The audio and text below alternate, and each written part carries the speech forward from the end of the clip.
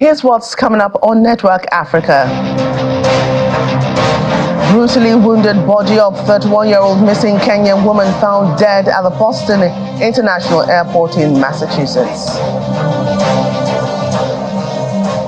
Leader of Sudan's Rapid Support Forces says his group will continue to capture the remaining states in the country.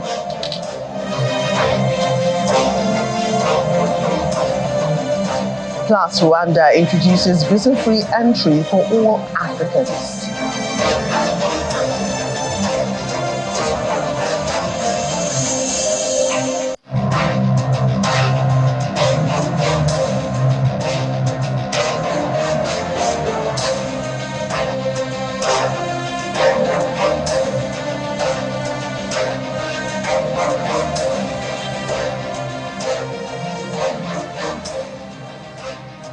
Hello and welcome to the program. I'm Joke Rogers. Police officers in Boston have found the body of a 31-year-old Kenyan woman at the Boston Logan International Airport in Massachusetts.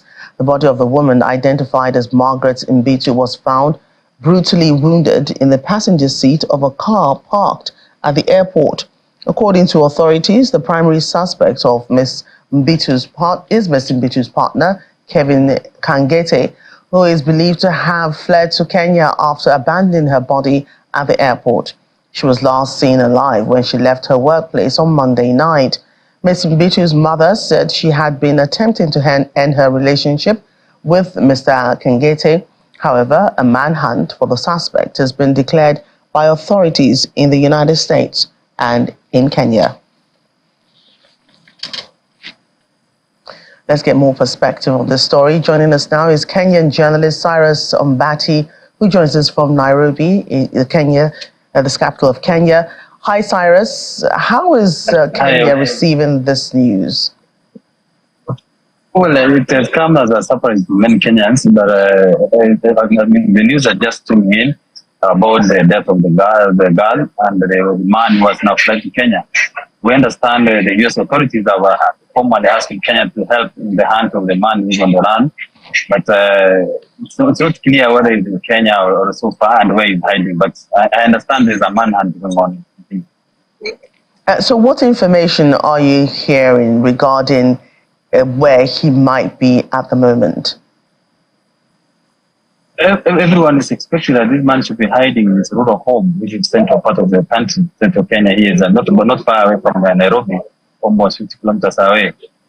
We understand that teams of detectives have been formed and they are going around his home, his friends, his relatives, wherever they are, in efforts to trace his whereabouts if he's arrived indeed. Because the American authorities, we understand, they call the Kenyan DCI, that's the Directorate of Criminal Investigation, that the man flew from Massachusetts, then he came to New York, then Nairobi directly, which should have happened maybe probably yesterday or today. So the hunt is ongoing.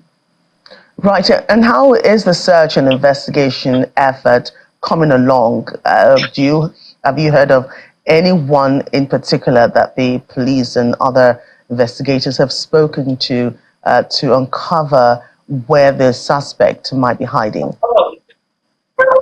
As I said earlier on, the teams are going to the rural home, which is not far away from Nairobi. They are talking to his friends, they are talking to his relatives. There are some people he called when he was leaving the US, so there are people the police are talking to. So as part of efforts to get him, they are not able to locate where he could be. But he's most likely hiding in Nairobi. That's what they're saying, they're suspecting. Not in the rural home, but Nairobi. And right, has there been any case like this, in Kenya where a national, dies abroad and there's a suspect, there's also Kenyan, and police, and then, such an investigation is then launched into such a case? Well, not really involving Kenyans, but we have had a Kenyan. 2 months ago, there's a Kenyan who actually committed suicide, who was found dead in some U.S. jail because he had also committed a similar crime in the U.S., but he was sentenced there. Though he's a Kenyan, but he was sentenced there and then he died by probably suicide in the U.S. authorities. Then we've had some similar cases where Kenyans commit crimes in the U.S., then they try to rush here. once they hear the American authorities, they get in touch with the Kenyan. They have an agreement, kind of, sort of, whereby you can be arrested and be taken back to the US to face charges there. We've seen many, not necessarily murder or robbery violence, but fraud related cases whereby Kenyans are taken back to the US to kind of serve jail there. So this one is not new or unique in a way, but I believe with time we'll update you about the same that we just on. What about the victim? Have you heard of possibly her family in Kenya? Has anybody got in contact with them to know how they're doing and what they have to say about this particular case? We understand that most members of our family were living with her in the US, but some who are here, like Angos, they are saying it's a shocking incident to them because they had seen the girl as a kind of a breadwinner. She was supporting people here in Kenya. That's extended members of the family, apart from the immediate family who are with her in the US. So they are also expecting justice in the same murder because they are saying these are Kenyan who has committed this murder because the man in question had also left from the same area where Bit also comes from. So they had been living together as partners. Maybe, as we understand, the guy was trying to terminate the relationship. That's why the man was not happy with the same. So he decided to kill her. So the families are they are unhappy. They are devastated.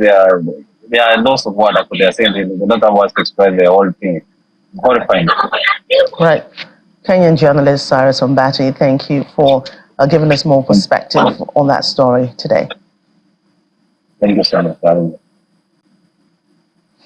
Well, as Britain's King Charles' 4-day visit to Kenya winds up, the monarch still has some stops to make.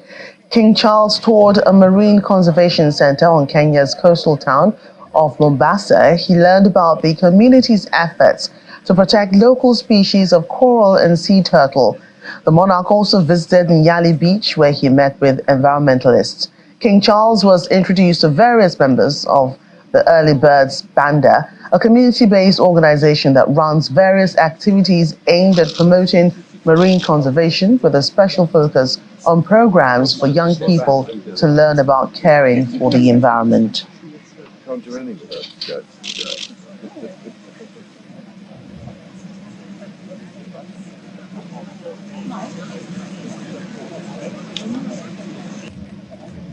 Are you all finished school? Yeah. What a relief. Are you all doing tight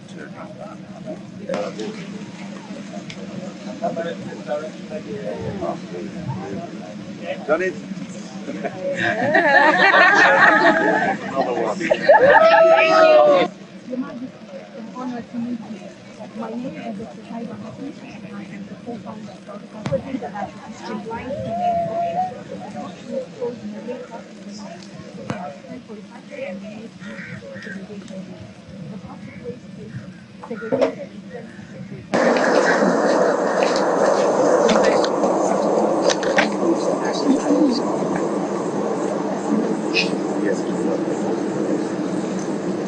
section.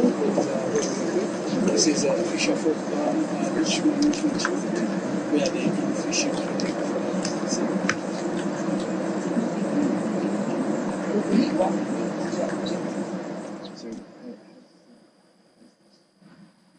Moving elsewhere now, Sudan's paramilitary rapid support forces says the group will continue advancing and taking over the remaining states in the country from the army.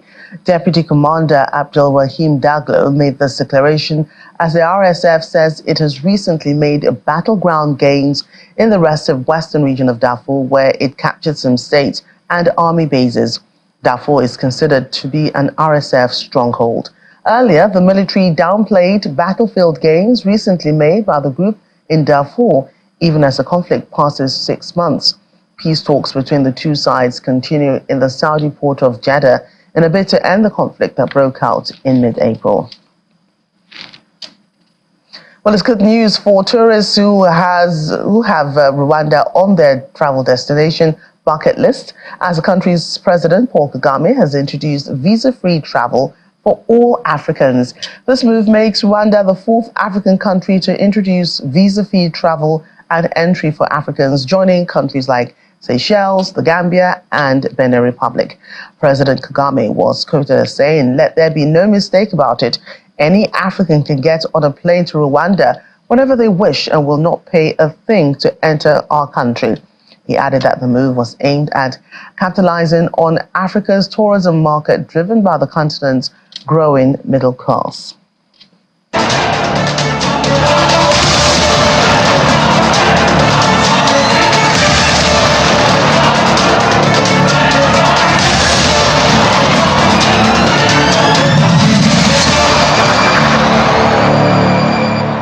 Now to our coverage of the Israel-Hamas war. Ghana is joining in lending its voice to the war in the Middle East as hundreds of Ghanaian protesters took to the streets of the capital, Accra, demanding a ceasefire in Gaza as the conflict between Israel and the militant group Hamas continues to escalate.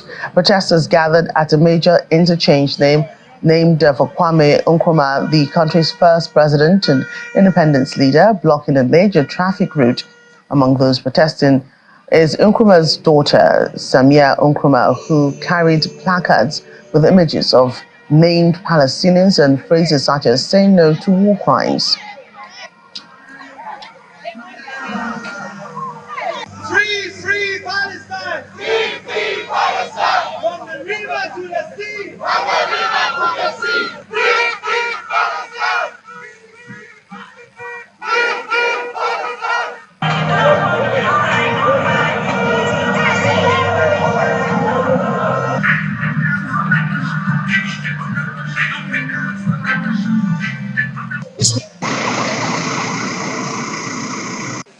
I have never seen anything of this magnitude in my whole life.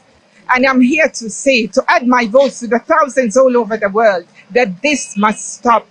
We cannot sit back and see children being killed, women and children, innocent civilians, irrespective of where they come from, what their religion is, what their race is. So this must stop. We want to add our voices to all those who are saying, there is a humanitarian crisis that needs urgent attention.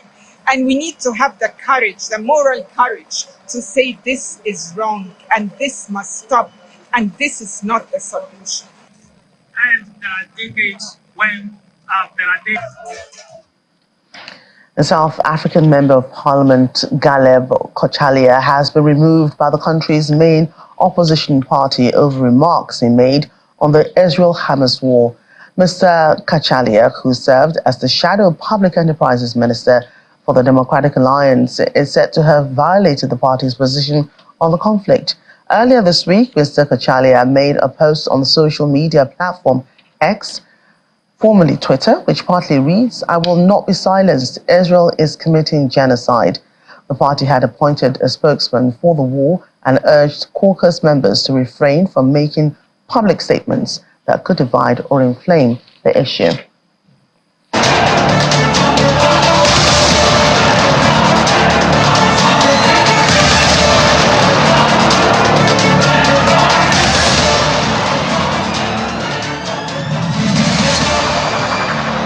Welcome back to the program. A balcony of a popular restaurant in the South African capital, Cape Town, has collapsed, leaving at least 21 people injured. The spokesperson for Cape Town's disaster risk management, Charlotte Powell, says the exact circumstances of the incident are unknown, adding that a total of 21 patients were taken to various hospitals. The building maintenance manager, Rashid Kamaldian, noted that the building was old and that the apartment block that housed the restaurant had initially been designed for residential flats. The 20th Africa Growth and Opportunity Act, AGOA, has kicked off in Johannesburg, South Africa. South Africa's Minister of Trade, Industry and Competition, Mr. Ibrahim Patel, is hosting a delegation of African trade ministers. He says African nations should strive to get more from AGOA. The Africa Growth and Opportunity Act is a United States of America trade program that provides eligible countries in sub-Saharan Africa with preferential access to the U.S. markets. Our South Africa correspondent, Innocent Samosa, brings us more from Johannesburg. The theme of this year's gathering is partnering to build a resilient, sustainable and inclusive AGOA to support economic development, industrialization and quality job creation. As a flagship program under the Africa Growth and Opportunity Act, AGOA, the event seeks to promote trade and economic cooperation between the United States and the African nations. South Africa's Minister of Trade, Industry and Competition, Mr. Ibrahim Patel, is playing host to a distinguished delegation of African trade ministers. And so as our US friends look to the African continent, we want them to see this as a major place of procurement, not just from one country, but across the continent. During the opening ceremony, the Commissioner for Trade and Industry of the African Union Commission, Mr. Albert Mochanga, stressed the importance of African nations maximizing the benefits offered by AGOA for structural transformation. One of the key issues will be for you to consider the recommendations from the senior officials. So I'll be back when you go into that document. Head of Trade for Business and Commercial Banking, Standard Bank Group, Philip Mayberg, says Africa should seize every trade opportunity. I think it's always good for African economies to look at all options in terms of trade opportunities, but it doesn't have to come at the cost of another one. The opportunity that we have as an African continent is we've got the opportunity to look at trade opportunities both towards the east, towards the west, and also importantly within the continent. I think AGOA forms an important part of that landscape. Made in Africa Business Expo forms part of 2023 AGOA Forum. It is here where I caught up with some Nigerian entrepreneurs. Okay, well, all the way from Oka, Anambra State, Nigeria, I wish and I pray, and I know it's achievable, to get a bit of tax-free, to get our products on all the shelf, all the shops in America, even in South Africa, like ShopRite and all that. So that's what I'm praying to achieve. In this program, I hope to have connections and have possibly more customers that may need my products that I can send to them. In fact, I want to send to America, not only America, all over the world. Exhibitors have gathered here with a common goal: to access the US market, subsequently create long-lasting partnerships. From Johannesburg, South Africa, Innocent Samosa, Channels Television News. Well, relations between South Africa and the United States are not in jeopardy, and that's according to South Africa's Minister in the Presidency, Kumbutso Nachaveni. Mr. Nachaveni made these remarks at the ongoing Africa Growth Opportunity Act Forum in Johannesburg and emphasized that both nations are characterized by vibrant and engaged communities. South Africa-US relationships are not shaky.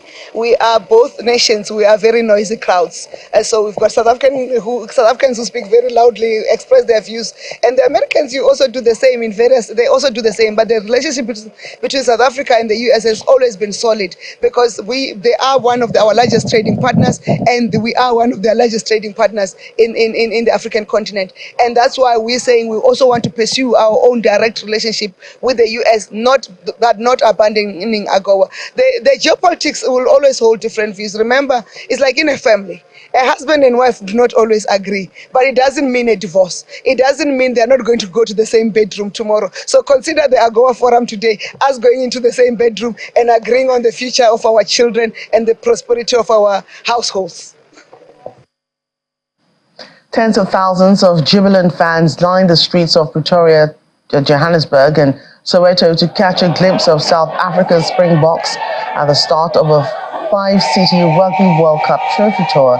The tour is expected to continue until Sunday, November the 5th. Earlier, the champions met South African President Cyril Ramaphosa in Pretoria.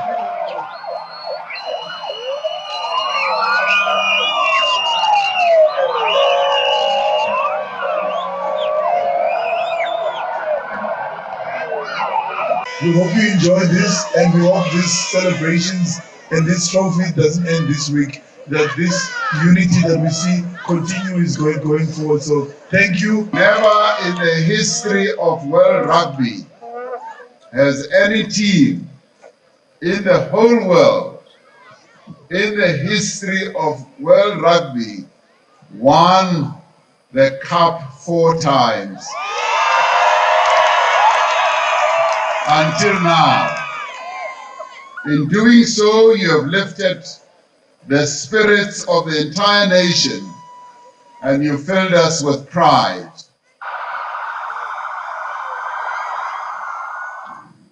To bilateral relations, where the president of Equatorial Guinea, Teodoro Obiang Nguema, has been hosted by Russian President Vladimir Putin in Moscow. President Nguema said Russia is a traditional and strategic partner that contributed to African countries' fight for independence. Mr. Putin emphasized the importance of trade and economic ties between Russia and Central Africa, adding that Russian companies have a serious interest in extracting mineral resources in Equatorial Guinea. Equatorial Guinea, a small oil-rich Central African country, is endowed with many mineral resources such as gold, diamond, uranium, and gas. And officials of the Eastern Government of Libya held a conference on Thursday on rebuilding the areas affected by the devastating floods that struck the country in September. According to the Eastern-based Libyan government, representatives from 26 countries were present at the conference, including China, the United States, the United Kingdom, and Russia. The heavy floods killed and injured thousands in the city of Derna. This disaster also damaged the ruins at the ancient Greek city of Cyrene in the mountains nearby.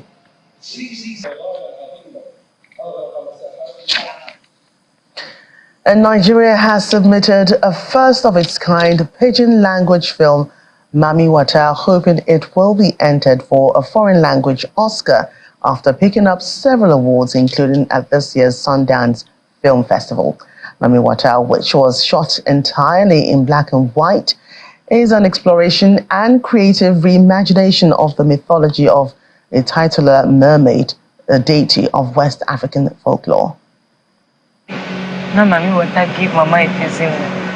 It's not the first time Nigeria will be rubbing shoulders with the greats of the Oscars.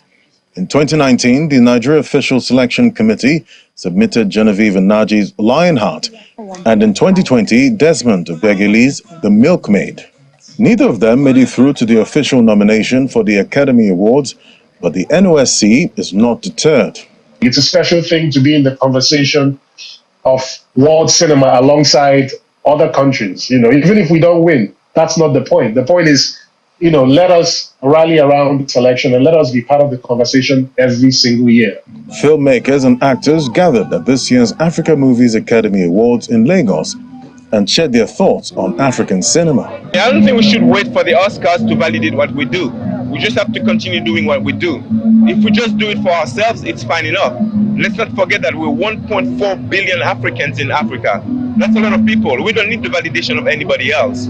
You know what I mean? So it's great if they want to include us, but at the same time, it shouldn't be the goal. In 2020, the Academy of Motion Picture Arts and Sciences announced it would allow films that are primarily in Pidgin English to be eligible for submission.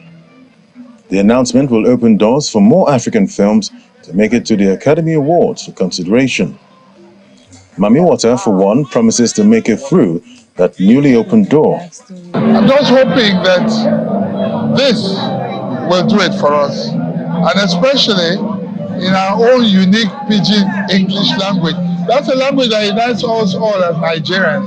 It's not Yoruba, it's not Igbo, it's not Hausa, it's not any of the other languages.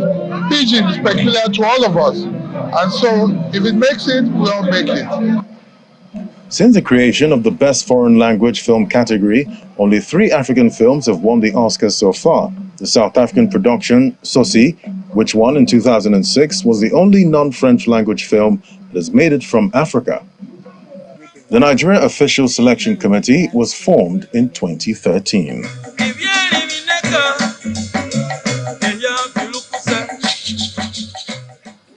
Well, all the best to Mami Wata. Well, that's the program today. Thank you so much for watching. I'm Joker Rogers.